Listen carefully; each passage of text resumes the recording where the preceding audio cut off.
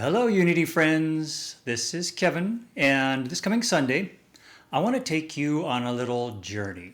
You see, there are certain essential lessons that the experienced and intentional traveler learns, and they are life transformative.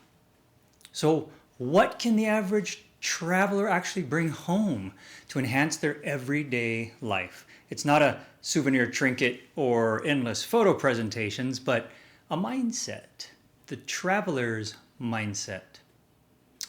But what if we don't like to travel or you can't afford to? It's just not in the cards right now. The key thing here is even for those who can't travel is the principles learned during the intentional travel can be used by everyone, everywhere, to enhance their lives and personal well-being.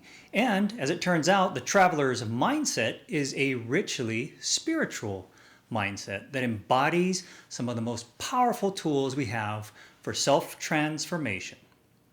I hope you'll join me as we embark on this adventure together this Sunday. I'll see you there.